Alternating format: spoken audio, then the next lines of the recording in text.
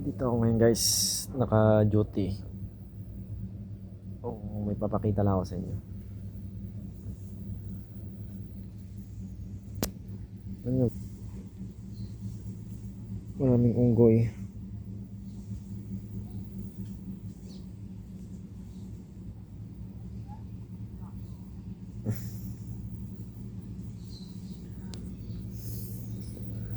Gagabatan po. Yan. Maraming unggoy.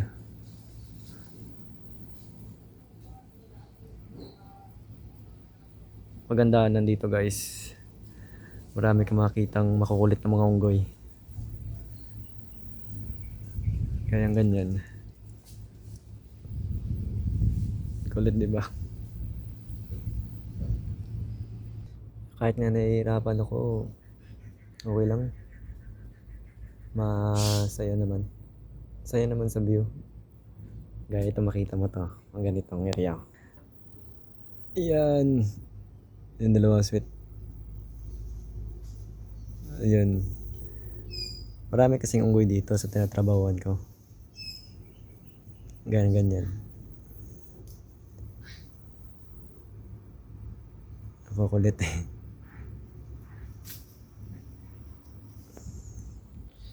Kaya pinapabantayan sa akin.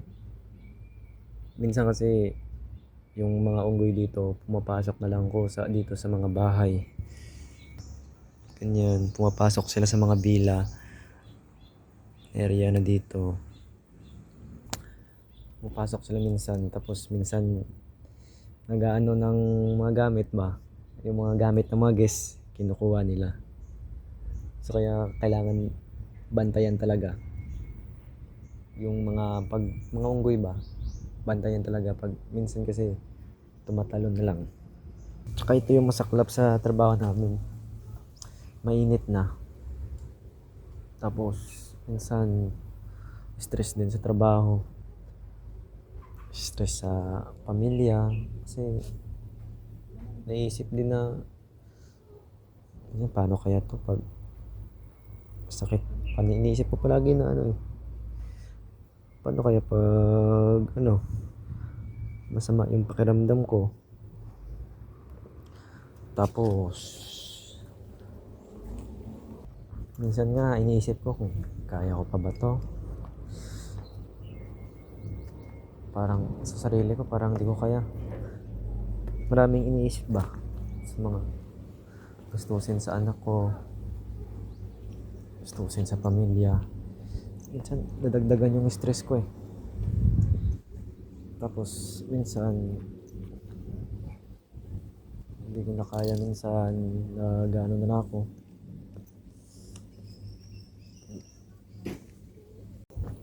Pero ganun pa rin, kinakaya ko pa rin. Minsan sakit man isipin na wala ka na, trabaho ka na kasi may anak ka na. Tama yun, pero sa akin na kasi naisip ko yun. Masakit lang isipin na kung sa trabaho ka tapos tulog ka, uwi ka, tulog ka, tapos ang pamilya mo ba. Pero same pa rin ang seminaryo. Kaya ano bakit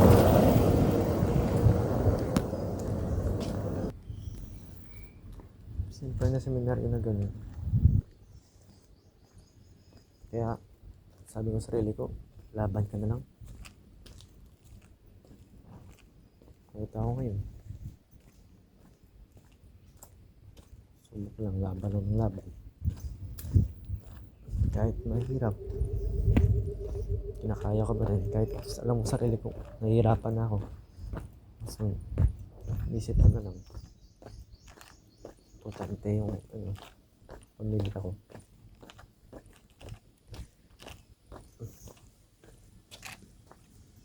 Pero guys, pag malungkot ako, dito ako palagi naka-standby. Dito. Kita yun ang dagat. Ayan. Yung langit.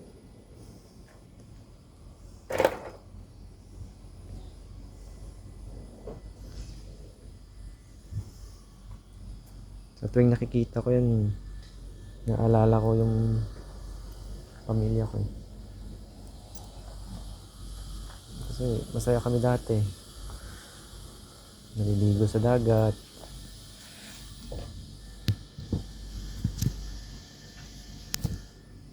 Tapos kasama ko yung mga pamilya ko. Minsan napapayak din ako sa ganyan sistema. Minsan sakit isipin na hindi mo na kailangan bumalik sa pagkabata. Hindi mo na kailangan balikan yung lahat na naranasan mo ng bata ka kasi may pamilya ka na. Siyempre napapaisip ako, ganun talaga kasi sa akin.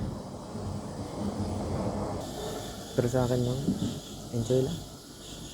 Lalaban ako. Kasi sa pamilya ko naman to eh.